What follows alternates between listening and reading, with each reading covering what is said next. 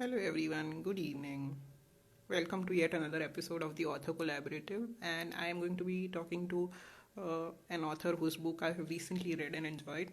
She is Deepti Menon, and the book that I have read of hers is titled Shadow in the Mirror. We had a technical glitch in the previous session where I was trying to add her, so thank you for your patience. And let's wait for her to join so we can begin today's episode. Once again, I apologize for the technical glitch we faced in the previous session that we were trying to have. Hello, Mona. Thank you for joining us again. Extremely sorry. I think there was some issue on Deepti's end. I was not able to invite her to the live, so we had to do this again. Let's wait for her. I think she might be trying to figure out how to join us now. So you were asking me why I chose this particular book of Deepti's because she writes across multiple genres. So I basically wanted to perils of technology. Yeah, I know, right? So I am a lover of thrillers. I love reading thrillers, and I was going through the blurbs of all her books, and I found this one particularly interesting. And I asked her about it, and she told me it's a psychological thriller. So I was definitely interested. Piqued my interest immediately, and I picked it up without even any second thoughts. And I'm glad I did because I absolutely love reading the book. It's called Shadow in the Mirror, and I have already reviewed it on my blog and on my Bookstagram account, which is called Bookishwitch88. And I'm glad I picked it. It's an absolutely captivating book. The one thing that I absolutely loved was how she has weaved so many characters, and she has given a subplot to each character, which makes the book very interesting. We have Deepti here. Hello, Deepti. Let me try to add you now. Yes. Let's wait for her to accept the invitation now.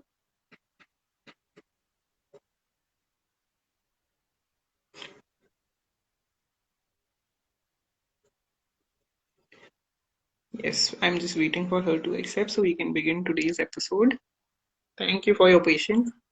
We could not start the live in the previous attempt because there was some technical issue.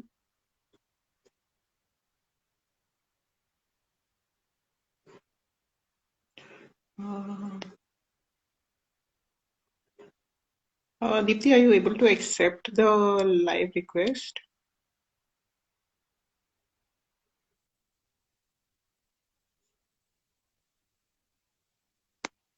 Let me try again.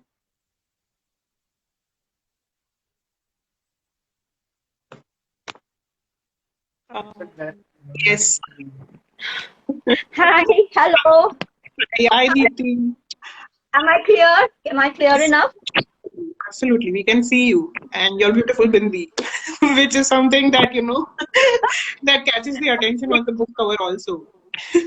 The lady with the blue lady with a huge big bindi, right?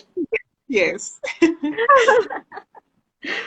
Thank you. I'm Mona so has been sorry for the absolutely delay. great, and she has been a sweetheart through the both our attempts. So we must thank her first. Mona, thank you very much. Mona, thank you. Oh, I have Shobha Nandini also, who's family, and she's also there. Hi, Shobha. Hello, thank you everyone for joining us, and sorry for the little glitch that we faced. Now I'm absolutely ready to start today's episode. So let me begin by saying that I have been a fan of Dipti for over a couple of years now. I have been following her work. What interestingly led me to get acquainted with her was her book review for my book, and that's from that time I have been looking forward to having this chat with her. I'm so glad that I picked this particular book to have this author collaborative because I think I have raved enough about it already, but now I want you to talk about it deeply. Tell us about this book. Tell us about yourself. Thank you so much, Manali. I've been waiting to meet you as well because I know, that burst of energy that comes out from you is something that I've always admired. So I was so happy when we decided to do this collaborative. And about Shadow in the Mirror, I think this was done in 2016. Readomania published Shadow in the Mirror for me. It is a psychological thriller. You read it, and the people who are, I think, watching, many of them have read it, so they do know why it is a psychological thriller. And the reason why I wrote this, we all think about dangerous places in the world. The most dangerous Hmm. place to be in is the human mind. You cannot find Oh, any other dangerous yeah. place in the world, I think. And you can do wonders with the human mind. You can go haywire. So I think that is why Yeah. I've always loved psychology, always loved thrillers, loved Agatha Christie. So maybe that is the Hmm. reason why I said, okay, let me write a psychological thriller. And that is how Shadow in the Mirror came about. I've been writing since I was 10. I wrote my first poem when I was just 10 years old, and I never looked back after that because I just love writing. Writing is in me, It's like I breathe, I write. So, Shadow in the Mirror was the first book in my Shadow series. And in 2020 and 2021, two other shadow books came about. One was called Where Shadows Follow, and the Hmm. last one was Shadows Never Lie. And Oh. both these were not novels like my first one, but they were thriller anthologies, short story thriller Hmm. anthology. So Oh, now people wonderful. call me the shadow writer. Right. Yeah. Yeah. Okay. I can understand why you have been tagged that name. So, after reading the book, I was so fascinated by the characters and the way you have written it. I have a couple of questions that I wanted to ask you. Are you ready to answer this? Absolutely. I would love to. Yes. So my first question is, because I have talked about it in my review also, I am absolutely fascinated by the characters. There's a plethora of characters in the story, and you have given a subplot and a very fascinating, very authentic personality to all of them. So I want to know how you went about doing that. I think everything started with a small little seed of an idea. And I had one major character in my mind initially. And which and when I thought about it, I said one major character would be giving the plot away. So then I added two more characters. If you look at all my writing, I think I find women more fascinating than men in the sense, when you write about them. So Hmm. my women characters are always very strong. So Hmm. there I had three strong women characters.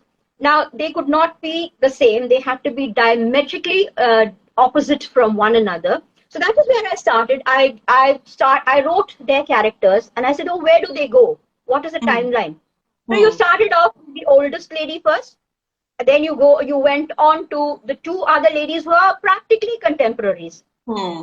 And it was like a triangle. And from there on, I started creating subplots, Hmm. the backstory, the backgrounds, and gave them all their families. And in a way, I started tying them up together. Now Hmm. you have the three characters I'm talking about. One is Neeta, one is Kavita, and one is Vinny. Now Hmm. Neeta, poor thing, dies in the very first chapter, but that doesn't take away from her importance because the entire Yeah. novel revolves around Neeta's death and why she died. So Hmm. when you look at it, when I started with Neeta, then I went on to why, the background. Where do the other two play a part in her life? Hmm. And writing is, it's like a spider web, isn't it? You have the web going on, or it just goes all the way around, and then that is how I found that okay, I could put this plot here, bring it together, and then connect the characters. Yeah. And And it's very beautifully done. I thank must you. say, because I did not see the connection coming between, especially the characters who. Let's talk about Rinki, because she's not in any way connected to Neeta. She only comes into her life after she dies, and which is a fascinating thing to observe, and how she finds a connection to her despite the one having passed away, and she is alive and she's digging into the story of her life. Yes, yes. And so that it made for a fascinating writing also, because Hmm. you have to put those things together, and then you have to make sure that you didn't bore the audience, the readers, and you also needed to tell the story. I think even you felt that maybe a character like Roma was a Hmm. little too much. Maybe you didn't need Roma there at all. Yeah. But the reason why I put Roma was that she brought alive Winnie's character a little more. When you Yeah. compare and contrast with Winnie, so you know why Roma is there, because Roma makes Winnie look better. Yeah. You know, like that. Definitely. Yes. Yeah, yeah. So it was just that it was a question of just putting the stories together. It took a little bit of doing because I had to also look at the timeline, the Hmm. chronology Yeah. of the book, and that took some time because there were events that had to be, there were real events also that had been put into the book. So I Yes. had to tally those events along with the life of the characters, and that took a little bit of doing. But I think it was great fun, and I hope I finally managed to put all put everything together and make one holistic plot. Yeah. So how it all comes together is the fascinating part of the story, I feel. Yeah. Which brings me to my next question. That, of course, you have already said that it was a challenging bit connecting all the bits, little bit collecting all the subplots to the main plot of the story. But I want to know which was the most challenging scene for you to write and why? And how did you go about writing it? Actually, there's not one, but two scenes that were very, very challenging. And Hmm. both the scenes are the twists in the book. The first twist is somewhere in the middle of the book, Hmm. and that was a twist that nobody so far has seen coming. Yeah. Not one reader has told me, "Oh, we knew that is going to happen." So that was very gratifying for a thriller writer because when you're looking for a twist, you don't want it to come out before you want it to come out. Definitely, definitely. You want the author to shock you. Oh my God. Wow. Yes, yes. I want people to fall off their seat when they look at when they read certain bits. So I Yeah. think that twist of mine, I think that is my the major twist, and that is where I felt that the biggest challenge to write Hmm. that scene, because I had to do it in such a way that it couldn't be over the top. Hmm. You couldn't have the reader guessing right at the beginning of the scene. This is why I used seasons in every chapter Yes, title. yes, So yes. actually it was icy winter because it was Yeah. one of the it was a very very it was a scene that turns the entire book around. Hmm. That scene was very very challenging to write, and the other one was a smaller twist which came at the end, which maybe a few people would have guessed, but they may not have guessed everything. Hmm. And again, I did not want to make that over the top. I did Hmm. not want to make it look like one of those garish, filmy kind of scenes. So that took a lot of doing. You have somebody watching the protagonist in a certain way. Hmm. He's never seen her in that fashion before. Yeah. That the second scene, I think that was very challenging. Yeah. These are the two scenes. Yeah. When you are talking about this first twist that you just mentioned, I also want to emphasize on the fact that till that point, you have made it look like it is very normal for her to behave the way she is behaving, and I just admire the way how you have written the previous chapters related to that particular twist. The protagonist, the way she looks at herself in the mirror, and the way uh, that one particular scene when Krish has painted her, I think he has taken a lot of time to paint her, and then Yes. when he shows her the painting and her disappointment at looking at the way Krish looks at her. That was very beautiful because we are also feeling her pain because we don't know what the twist is. Till that point, we are not aware of why Krish looks at her in that particular manner. So yeah, wonderfully done. Thank you, Dhanali. Thank you so much. That means a lot. Okay, since we have talked so much about the book, I want you to now show the audience what we are talking about. Hold the book in your hand and then read out a few passages also, please. Always a pleasure to hold the book and stare at my shadow in the mirror. So that cover, oh my God. And of course, when you are picking up the book, you are already fascinated by the cover. But when you read the story and you understand why that cover is the way it is, that just blows your mind. So kudos on that also. Thank you so much. Thank you. Thank you.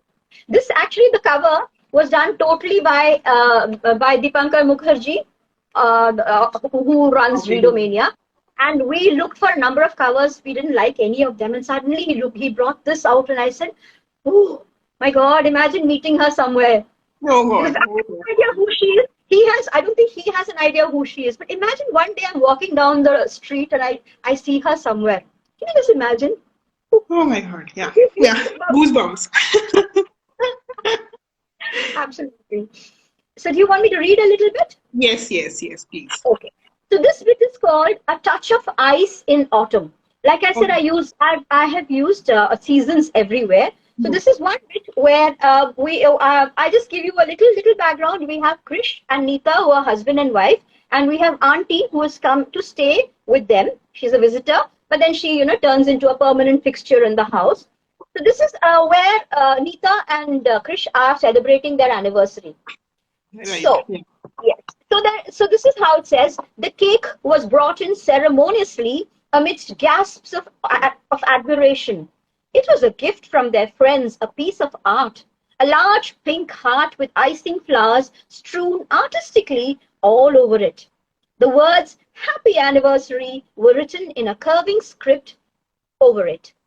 Knife in hand, the radiant couple moved towards it as the lights were dimmed for a moment.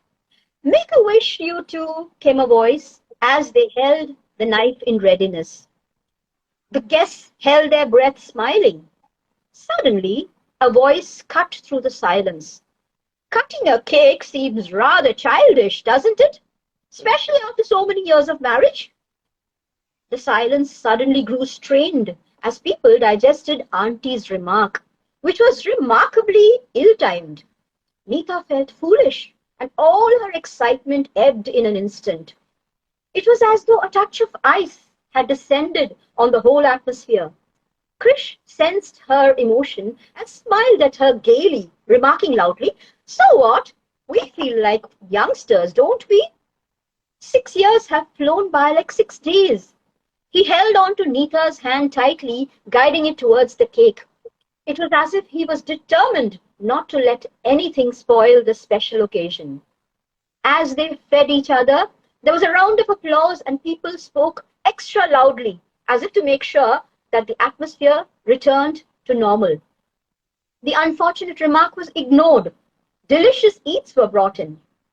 It rankled in Neeta's mind, however, and she could not help stealing a glance at Auntie, who sat placidly. Uh, there was a gleam in Auntie's eye, a split second, which signaled a strange kind of malice, almost dislike, as she stared at Neeta. And just as suddenly the cloud lifted, Auntie was her normal, smiling self, and Neeta was left wondering whether she had imagined that glance. Wonderful. Yeah. And that remark, the remark she makes, it had me, my hair was on end. I was like, oh my God, that's not something you say at such a joyous occasion. Exactly, it comes in this, it starts rankling, slowly, little by little, the rankling comes in, basically. Yeah. I'm glad you picked that particular passage to read because, yeah, that was the point. I was like, oh, something is wrong here. Something doesn't fit bode well. I'm letting the cat slowly out of the bag, right? Yeah. Yes. Okay, Deepti. Thank you so much for reading out and telling us so much about your book, which I have absolutely loved. For those of you who have just joined us, we are talking about Deepti's book, Shadow in the Mirror, which I have reviewed recently. You can check out my review on my Bookstagram account, which is bookishwitch88. And Deepti just read out a couple of passages from the book. So, Deepti, now I leave the floor open to you. You have also read my book recently, and I want you to, if you have any questions for me, I'm ready to answer. Absolutely, absolutely. Now, the very, very first thing that I noticed about Manali's book, it's called A Piece of Your Mind for Peace of Mind. Now, that very title itself has a pun there, and I am somebody, I love my puns, this book has to be read. And the second thing that when I looked at Manali's book, yes, just look at that cover. It's in shades of blue and gray. I think these form part of life, the hues of life, right? The good, the bad, and the ugly. Exactly. And Yes. it gives you a hint about what is the content within this fascinating book. Now, Manali has written 45 poems in this book, and they are all they're very thematic, but the themes overlap into one another so beautifully that you feel that you're reading. It's like reading is a very, very pleasant kind of sensation. And what I do admire, Manali, is you have not just stuck to the rosy and the beautiful, and you have actually put your feelings across there. One, as somebody said, the cherry on the cake is the way you use those, the emoticons, the emoji. So when you read a poem, the poems are all very simple, but there is a lot within them, which it, all that comes out only after you read the poem. But before you read the poem, you have Manali puts in emoji there, and she says feeling embarrassed, or feeling jubilant, or feeling guilty. So even before you read the poem, you know what she has in her mind, and then the poem reads so beautifully. I Thank you. enjoyed, I savored a number of your poems. In fact, in my review, I wish I could have put in a few more poems. I could, I didn't want to go make it too long also. But certain poems, in fact, I have written down a few of the poems that I actually enjoyed. The most beautiful poem was Not in So Many Words. I love, you have this couple, a husband and it could be a couple, husband and a wife or lovers, but the way you said, she's looking for flowers and chocolates and diamonds, and he's giving her support, respect, time, and maybe at that moment she doesn't realize it. But isn't that more beautiful, more to be Very, yeah. appreciated, and all the material things in the world? So I think that was one of the very, very, very beautiful poems. And Thank the you. other one that I loved was Mirror, Mirror on the Wall. Yeah, yeah, because I think that has resonated with a lot of people because we all feel that way. However much, we pretend that we are thick-skinned, when somebody remarks about our physical appearance, anything, even the smallest of things, we are very affected by it. Even though we might not be able to show it, it puts a dent in our confidence, definitely. Yes, that a dent in my confidence. Yes, those words, my God, they resonated throughout the poem. And the other one I loved was M for Mischief. A lot of people have loved that, I think. Yes, It yes. brought out what he said. I know that you are a quirky person. I don't know you. You come across as a fun-loving, quirky person. That shows, that comes in the poem, and that's so Thank you. I enjoyed reading that. And there are more moments of joy. My bad. All these poems, a lot more, but I didn't want to put too many down. But I know I enjoyed. I savored your poetry. Thank you so much. I am so happy to hear that because my purpose of writing this book was, the reader should feel accepted. They should feel like they are not alone in feeling the way they, whatever kind of feeling it is, whether it's a positive feeling or a negative feeling. We all go through it. So that was the purpose. Main purpose Yes. was that. Yeah. Absolutely, absolutely. And so, in fact, a question that I wanted to ask you. Now, you brought out books in various genres. Hmm. You're multi-talented. There's no doubt about it. Thank you. So you have a hand in every kind of genre. Now, poetry, a novel, short stories. Which do you find the most challenging, and which is the easiest? Uh, Any? So, this again, before I answer, I want to put out a disclaimer that it depends on the kind of person that you are and the kind of experience who you have in writing a particular genre. For me, particularly, novels are really difficult because I have written only one novel so far and I'm working on the second one right now, currently. So, that comes very, it's a challenging bit for me because I have not done it as much or as extensively as I have written short stories and poetry. Another thing about novels I feel is more challenging because it's a longer process to write. You have to keep coming back to it again and again. Uh, no, probably longer than as you have to come back to a poem or a short story. It takes a longer time to finish it, so you have to have a certain kind of discipline to keep coming back to it and keep improving upon it. So novels are definitely more challenging. Having said that, I do know that there are people who have written novels and they have told me that poetry and short stories are more challenging for them because they don't know how to put it in a shorter format. What they want to write, they don't know how to put it in a concise manner. So it depends from person to person. For me, it is novels. For others, it might be something else. I agree. I agree. I think sometimes you feel the shorter form. is more difficult to write because you have to encapsulate so much in that little short Yeah, form. putting something you feel in a concise manner is a challenging aspect for many people. For me, it is writing in a longer format. Remember Pressy writing when we were younger in Yes. school? Exactly, yes. Yes. I just wanted to add here that your novel, Love Triangle, that again was a pun with the Yeah. bracket. Yes. When I did my review for Love Triangle also, that is one thing I noticed, and I enjoyed reading it and reviewing it as well. You Thank know, you so much. Thank you. yes. I've also read your Christmas stories, Under the Mistletoe. Oh, wow. You have? Wow. Thank you. That I enjoyed. I love Christmas. Christmas is, I think it's a beautiful, beautiful season Yes. of giving, and so I enjoyed reading those. I will do a review. I haven't Thank got you. it. Thank you so much. Okay. So, Uh, one more question, or shall I no, ask you no. another? Please go on if you have any more questions for me. Yes. One is that A Piece of Your Mind, for Peace of Mind, has 45 poems of varied themes, lengths, and forms. Now, did you have an arrangement in mind when you started writing, or and how and why did you use the emoticon idea, which is a brilliant idea? Did it have anything to attract a certain readership, or was it something you just wanted to be different? I shouldn't put words in your mouth. You tell me. Firstly, for the arrangement of the poems, I firstly wrote the poems for the A to Z challenge on Block Chatter. So there was that particular arrangement where I had assigned a particular uh, alphabet to a particular emotion. So there was that arrangement first. But when I started compiling them into the book, the arrangement was changed completely. I did not follow the A to Z arrangement when I was putting the poem into the book.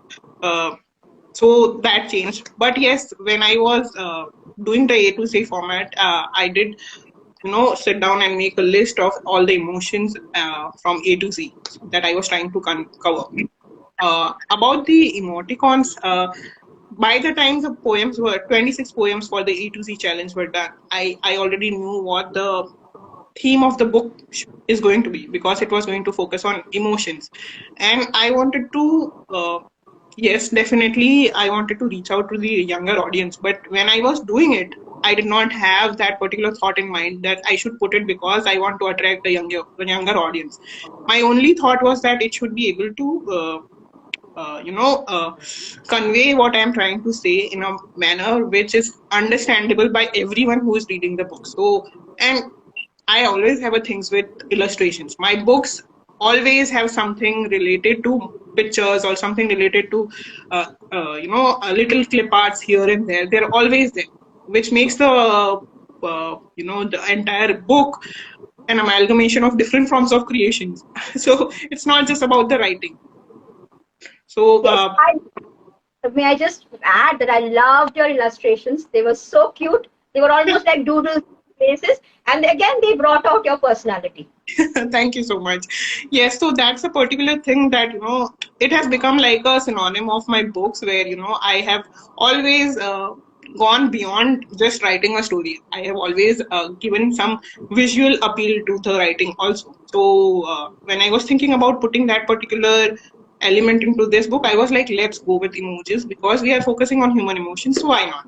And when I was doing that, I suddenly recalled Facebook, where we are, constantly asked by Facebook, "How are you feeling?" So that's how the little box came in, and I was like, "What's on your mind?" And then a particular emoji with the particular feeling that I was going through when writing that poem. So that's how Wonderful. it came about. That was a brilliant idea, I thought. And imagine 45 different emotions, and you played the entire thing so effortlessly, if I may say so. It, how much of hard work must have gone in, but when the Yeah, reader reads, it just yeah. feels effortless. Thank you so much. I'm glad that came out, because when some even one person comes and tells you that they were able to connect to that particular thing that you are trying to convey, it makes your day. You know your purpose is solved. Absolutely, 100%. I do believe in that. Yes. That Deepti brings me to the last and final segment of this particular episode, which is my favorite segment, which is the rapid fire. So I am going to throw some questions at you, which are rapid, and you have to answer very rapidly without giving it much thought. Are you ready? Done. Don't scare me. Okay. Panali, don't scare me, but I won't. I will keep the questions as politically correct as possible, but that won't be possible. You know me. not to worry. I'm just joking. Yes. So my first question to you is the longest you have gone without writing anything, and what was the reason for it? Oh my God, that is such a sad answer that I have to give you. I had viral fever 2 weeks ago, Oh my and God. I could do nothing. I was like a rag doll. I just lay in bed. I'm not a kind of person who likes lying in bed and brooding. But I couldn't move. I was so badly off. I couldn't write. I think that made it worse because when I can't write, it's like I can't breathe. So I Yeah. think that was 2 weeks. I think that I went without writing, and I kept telling my husband, "Oh my God, I need to sit and write. I need to do this. I need this." Tell first, then you think about writing because you will not be able to write at this, when you are like this. I think that was the Yeah. longest. Yeah, I can totally relate to that. My sympathies. I'm glad that phase is over though. Thank God, thank God. Yes, Yeah. I hate being. Okay, my next question is a story or book you have recently read which made you feel that, I could have done this better.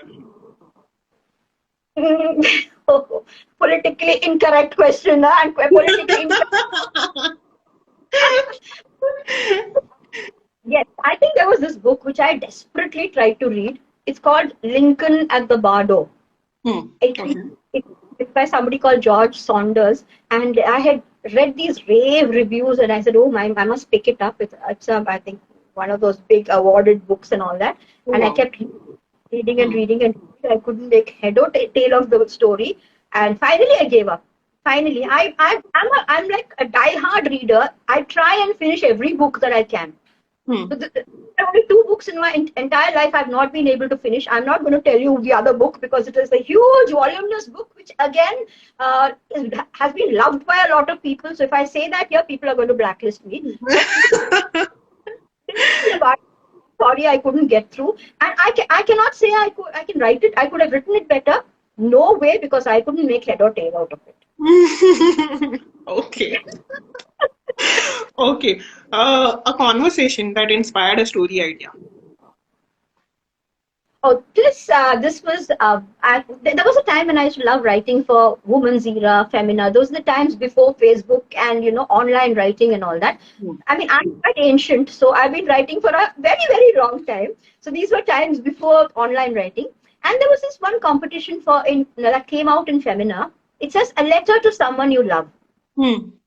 So this I must have been in my 20s, and I lost my father when I was 17. So I said, okay, let me write to him. As Wow. the title was, "Where were you, Dad, when I got married?" And then it carried on with questions after questions after questions, asking my dad, "Where were you at this junction? Where were you when I got married? Where were you when my little one was born?" Like that. And I just wrote it because at that moment maybe I was missing him, and I wrote it, and it actually won a prize. Oh, The, wow. and That's wonderful. And I'm sure it was emotional for you, and I'm sure it was emotional for the people who read it also. Very emotional. But the story doesn't end there. My mother, she read this entire thing, and she actually wrote back a letter to me from my dad Oh, wow. saying, "You asked me." My dad used to call me Deepush, and she said, "Push, this is what I mean. Let me give you the questions, answers to your questions." And she wrote in his name and wrote this beautiful letter back to me. Wow. Yeah. And Wow. this actually formed the basis for Winnie's relationship with her parents in Shadow in the Mirror. Oh, wow, Yeah. that's amazing. Wow. Yes. That is, When I was actually, I have a confession to make. When I was reading Winnie's parents' story, I did feel that it was a little biographical related to your own life. But I didn't want to bring yeah, it out because, it come on, was. I In was fact, not yes. In fact, the father's death scene. is very close to what I went through at that age, So it was a very, very, that bit, this is a work of fiction, but that bit was autobiographical. I could feel that. I could feel that when I was reading it because I know your background and I also know about your father. I I could feel it when I was reading it that this is something personal. This is not fictional. It was very. I'm so glad we could, you were able to answer this, and I could find this information from your answer because I had a feeling about it, and I was not sure if I should ask you this or not. Let me tell you, I've never ever been asked this question in my entire life. You're the first person who's asked me this. Oh wow! I am so glad that I was able to frame a question that brought out this part. Thank you, thank you. And I would definitely want to read that poem that you have written for your father, and also the poem that your mother wrote on behalf of your father. Please share it with me. I want to read it. Okay. And my last question, no, my second last question to you. A book story you wish was never adapted. Why? This of course is an easy one. One of my favorite books has always been To Kill a Mockingbird by Harper Lee. I think a lot of people love the book always. Now, I was growing up when I read the book, and Atticus Finch is everybody's favorite. And when you see Peck has played Atticus Finch, so he was a larger than life Atticus, and we all loved him, all fell in love with him, and all that. Now, unfortunately, I think Harper Lee could have just left it there. Unfortunately, 2 years before she died, I don't know whether this book came out before or after she died, whether the people found it. And so there's this other book called Go Set a Watchman. That's a sequel to Kill a Mockingbird. And I started reading it and I really couldn't get, I mean, I had, like I said, I'd sit and struggle through books. Try and read right to the very end. And I felt so sad. I felt cheated because Atticus Finch in the second book was not the same Atticus Finch who was there in the first book. Kind of changed his character, and that wonderful personality of his was just diluted. So why did she do this? Why? That's one book I wish had never been written, never been adapted. Oh. My opinion, totally. I'm sure there might be people who love the book also, but this is yes, a disclaimer. Yes. Okay, my last question to you in this round is a fictional character you wish to meet, and one question you would ask them. Oh, yeah. There are lots. I would love to meet Mr. Darcy, and I'd love to meet Edmond Dante, that is Count of Monte Cristo. I love those characters. But one person I would have loved to meet, unfortunately he's no more with us, is Mr. Snape from Harry Potter. Oh, yeah. I would get that reaction from you. We get this reaction from a lot of people, I think. No? Mr. Snape. I mean, somehow he was again a larger than life character, a master who had such an impact on not only the children but on all the readers as well. Yeah, definitely. And then I said he was a villain for such a long time when he was not actually a villain. I hope I'm not giving away anything, but yes. Those of you who have read or seen Harry Potter, please leave the conversation right now. I know. But I think Manali, the whole world has read and seen Harry Potter. I don't think there's anybody who doesn't. So I would like to ask him why did you keep your wonderful character covered in a veil of villainy till you know what happened then? Till the very end. It was quite late actually. Let's say that. What is that? Till it was quite late, and we could do. And the actor, he's such a good Alan Rickman, such a good actor, and he had that personality. Wonderful. I was a few days back. I was just having a conversation with someone where I was like telling them that one character that you feel like was completely justified, and then the same thing happened a few years after the movies ended. We were like, oh my god, the character has died all over again. I know. Yes, I know. You felt very sad also when he died. You felt very spoiler. I'm so sorry. I think both both of us need to lip our lips sometimes, right? No, no, but when Ellen Rickman passed away, I was heartbroken. I was like, oh my God, no, I cannot go through this again. I know, I know. In the movie, it's just a movie. But when it happens in real life, say, oh, okay, you're never going to see the person again. Yeah. It's, And then you also come to know that he was one of the only people. In fact, he was the only person who knew the layered the faces nuances of behind the character. Yeah. Rowling actually told him, hmm. Told him yeah, what?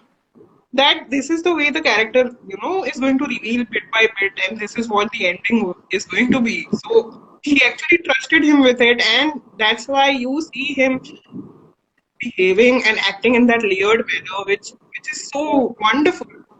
Yes, absolutely. And J.K. Rowling, what a genius, no? Yeah, Can definitely. imagine. Yeah. My I God. mean, the kind of research and thought that has gone on behind each character and each chapter and each book is mind blowing. Yes, and I think the movies also have been, done very beautifully. Yes, You know, yes. imagine what she wanted in her mind. You could imagine what was happening. You know. Somebody saying it's a fun conversation. I'm feeling sad that I missed most of it. Oh yes, don't feel sad. This video will be up on my IGTV and YouTube for posterity, so you can go back and have a look anytime. Thank you so much. That's so nice to hear. Sorry for Manali, being late. I just heard the Manali. late. Yes, Oh, yes, we were talking about Harry Potter at Devans. We were talking about Alan Rickman and how what a beautiful role he played. And Deepti, I asked a question to Deepti, which fictional character she would like to meet, and she answered with Severus Snape. We were talking about that. Yes, yeah. Manali, I think now my turn to ask you a few yes, rapid fire questions. Are you yes, ready? Are you ready? yes, yes, yes. So I think I started the session with this. The first thing people notice about you is your extremely vibrant energy. It flows through. I think you envelop everybody with it. Has this helped in your writing as well? It does because I'm just See, let me begin with the starting of my life story. It took me a long time to figure out my calling. So I was not this energetic, when I was doing other professions. But whenever somebody talks about books or movies, I get very excited, and I was able to use that bit of my personality to, make it into my profession, and that's how I'm always so motivated because I have so many opinions and so many ideas floating around in my head that I feel like time बहुत कम है जितना मुझे कहना है उसके लिए so that's why I'm always motivated and all that. So it's So for not enough for you. yes, so that's why I'm like ये रह गया ये रह गया ये रह गया so, and also I have FOMO. I have made the FOMO, so that flows through in my work, and yes, it definitely shows into my writing as well also because I'm like I have to do it as soon as possible. I have to do this at the best of my abilities. I have to keep myself energized and motivated to continue doing. Wonderful, wonderful. And please carry on with the energy because we love it. Thank you so much. So another question is, do you have any quirks when you're writing? Any fun routine or something you need to do when you're writing? So one particular thing, I think most authors have this habit where they don't want to be disturbed. But I do have that very very stringent thing where I don't want anybody to have any conversations around me. If I'm in a public space, I put my earphones in and I shut out the noise. But when I'm at home and if somebody is having conversations around me, I go berserk. I create a ruckus about, not giving me enough space, not giving me the kind of environment that I need for writing. So that becomes a problem for me, for everybody. So your husband must be tiptoeing his way Yeah, across when yeah. you're writing. Yes, yes, definitely. And now we have reached a point in the relationship where, just one look is enough to convey that, he needs to leave the room or he just needs to keep his mouth shut. I just wanted to put a point here. I loved your, the beginning of your book when you write, I've written so many. When are you going to start reading? You will written that to your husband, no? I thought that He was doesn't very, know. very. Yeah. Okay. Now, which is your all-time favorite book or story, and why? I don't want to say Harry Potter and sound very cliched, but other than that, there's Black Beauty because it was the first book that got me to read. And also, it was the very first book, of course, but it also made me cry and it made me realize that the kind of power that good writing has. So I was like, Yes. oh my God, if a certain pages and certain number of words can make me feel like this, what power do I hold on someone, and it was at that point I started dreaming of writing, and that's how I started writing poetry. How old were you at that time when you read Black Beauty? 7. Oh, that's really, really tiny, tiny, and the best way to start reading, and some, Yes. beautiful classics you can read at that age also. Yes. I think the habit of reading is the greatest gift your parents can give you. Yes, and I must confess this that it was not my parents. It was somebody else who got me into it. Nobody in my family, in my personal friend circle, they don't read. So Hmm. the only connection I have with readers is the virtual connection. And I'm so glad I could find people who are the same kind of weird as I am. The same wavelength and everything, right? Yeah, I know. I think the online reading community and the writing community really helps in one's own writing as well. Does Definitely. Yeah. Blog chatter, for that matter, has really Not helped a that- lot. yes. I always keep telling the team that they have played a very pivotal role in my growth as a writer. I think for all of us, as bloggers, I think it's blog chatter that has brought out a lot of us as bloggers as well. Yeah. Even if we were talking earlier, it's helped to increase our what do you call it, visibility as bloggers. Yes. Yes. Definitely. Yeah, yeah. So my next question to you is, if you had to change the ending of any one book that you have read, which one would it be and why? That's a tricky one. But can I answer with a movie? Okay. So one movie whose ending I did not like, and I was like, people are realizing it now as the movie has grown older, and now it's a classic of all times and all of that. But one particular movie's ending that I did not agree with was Kuch Kuch Hota Hai. I was very heartbroken because she chose the guy who was not good to her, and Yeah. she should have gone with Aman, and Um, that angered me. Even at that tender age, I was like, no, no, no, girl, you're choosing the wrong guy. I know, I know. And that was a Candy Floss movie anyway. No, Yeah. enjoyed it while it lasted. We enjoyed it all right. But yes, I agree. I think Aman had that solid, that solidity which what Shah Rukh's name in that he didn't have. Oh my Imagine how God, can you Rahul. Rahul? Of course, it has to be Rahul. Shah Rukh has to be Rahul, no? Yeah, which Yes, we have, and Rahul threw her over for another girl and then came back and then he absolutely. won't. And this, it just goes on to show that he only liked external beauty, which is so shallow for a person. Yes, but then I guess that's quite understandable. It's that kind of movie anyway, and it was Yeah. quite a classic. Quite a classic. People Yeah, loved that's it. what no people are realizing it now. But I was heartbroken when I saw it for the first time also. I felt so bad for Aman, and I was like, Anjali, no, no, dude, what is the point of your growth if you are going to do the same thing? And not only that, I think Kajol also. She was such a fun person, such a tomboy, and so much of fun. And then suddenly she turns into this demure, coy creature. That also there's the justification for that. Why do you need to change your personality to that level to get a man? No? So we have a certain the answers. Devansh is saying Yapshini by Neil De Silva for a book whose ending I would have changed. And he says, in terms of film, Ae Dil Hai Mushkil replace the last 20 minutes for something deeper. Hmm. Hmm. Yeah, Hmm. definitely, Hmm. yes.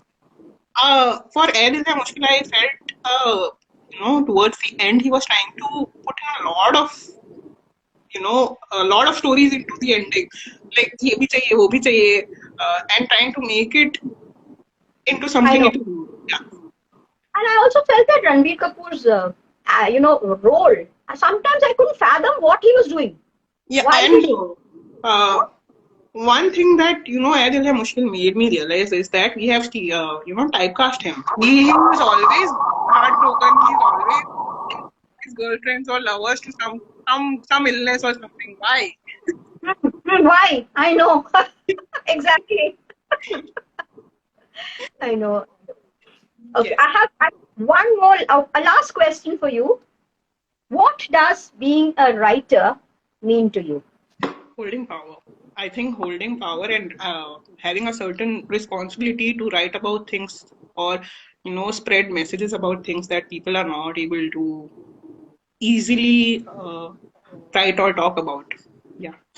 That's And uh, wonderful. yeah, and that probably is something that I had in mind for this particular book also, because I wanted to talk about things that people are hesitant to address, and I hope I was able to do that. Yes, yes. Because like I said, you had a myriad themes, and it. They all, you put them across so simply, but there was a world of meaning within. So which means that you don't need to use these huge complicated words and use a dictionary, have people fumbling through dictionaries to do that. You can say the same thing so beautifully and simply, which is my motto as well. I think simple writing touches the heart and gets Yeah. you readers more than complicated writing. And Yes. that you're able to, do so beautifully in your book. In fact, in all your books, your short stories also, they're very, very simple. In fact, in your Christmas stories, there was one which was like a Christmas carol, the Yeah. Scrooge. So yeah, you get that connect immediately. And I think I love the simplicity in your writing. And in this book particularly, every poem has one central idea. So you're not cluttering it with a lot of ideas. So the reader knows exactly what he or she needs to look for and gets it there, in that one encapsulated idea in every poem. So congratulations on a book beautifully. Thank you so much. And before we end today's session, I want to read out a poem which I think a lot of readers have connected to, and which also builds on something that we were just talking about. So the poem is titled "Take a Break, Don't Break." Ah, yes. I am just going to look it. In the meanwhile, I think somebody was asking you the question at the beginning of a session. I think Mona was asking a question to you. Maybe you can address that. Sure. I can't see any of the questions, so if you can just read it out to me, I will definitely. Mona's a dear friend. Mona, if you could repeat the question again, because I'm not able to locate it. Which segment of horror is yet to be explored by you, Deepti? Which That's what segment of Mona. Yeah, which segment of horror is yet to be explored by me? yeah, Okay. Mona, I think it is the really horrific, the gory kind of horror, which has all these, people being killed and knives and blood splattering and all that. I don't think I have explored that yet because somehow I don't know. I do the sight of blood is a little scary, so I don't think I've gone there yet. You never know with me. I might. My husband sleeps with one eye open because I'm a horror writer, a thriller writer. Oh my God. He doesn't know what will come, what will possess you at any time. Uh, so the slasher horror subgenre. Yes, yes, Devansh, I think we can expect Deepti to come out with a book in that genre soon now. Now that people are expecting me to be a slasher, maybe I'll turn into one in writing. I definitely look forward to that because I'm sure it will be as captivating, if more scary, of course, but captivating also. So, Okay, so I'm going to read out this poem now. It's titled "Take a Break, Don't Break." I can't do this anymore. I need a break. My mind is numb. My body pains. My head hurts. Different forms of saying, all signs which show that you are exhausted, that you can't do it anymore. They are signals from your body and mind asking you to take some rest from the task at hand. Whether it is something you love, something you don't enjoy doing, sometimes physical, sometimes mental, quite a few times emotional too. Doesn't matter who or what caused it. The only thing that needs attention is getting rid of what's causing it permanently if it is something you dislike, and if possible, at least for a while, if it is something you want and wish to get back to. Thank you. Also, I mentioned in my review. Yes, that's also what inspired me to pick this particular poem to read out today because you have mentioned it in the review and you have used the title to convey what you think about Yes, the book also. So I was like, let's read this, and also because we ended the last question on that particular note where people are not talking about these things, and they should be addressed, and people should be practicing them more. We have this hustle culture and we are encouraging it so much. I feel that we also need to talk about the importance of taking a break once in a yes, yes. I think that is because it's a rat race there out there. Everybody while. is running, scurrying around, trying to get the best they can, and they neglect their own selves. Their mental and physical health goes for a six. So So I that's think what this particular line particularly added that, it's not just about the physical thing. Your mind also needs a break. You need an yes, emotional break also. absolutely. And I think you said it beautifully. And once again, you've used a pun in the title. Yes. What do you think about your titles and your writing? Because you is out, and which is why I found it easy to use your titles in my review because they said it all. You know, it was such a that Yeah, this particular thing about my titles has been mentioned by so many readers and reviewers. They're like, they give you a hint of what's going to happen in the story or in the poem, but also because you are able to recall what the message was, what the particular theme was that you were trying to touch upon. I know because the moment you read this, I knew what you were going to read because it had already struck me when you were when I read it for the first time.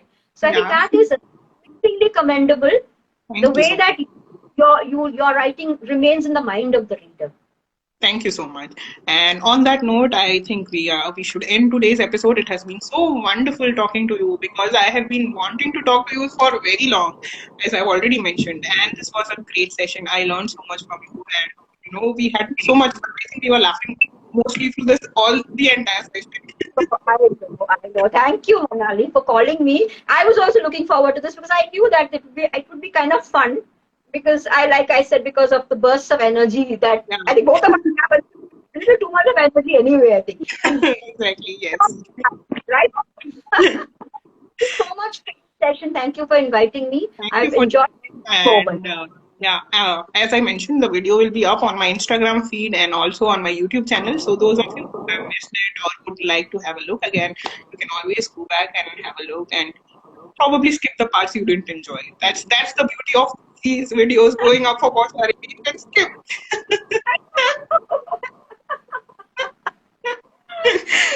Once again, thank Thank you so much. Deepti. Have a great weekend, and I hope we can do this again sometime. Thank you so much. you. Thank you so much for all my friends and everybody who's been watching as well. It's been a great session for me and Yes. thank you Manal, Thank for thank you everyone for joining us. Have a great weekend. Bye. See you again soon.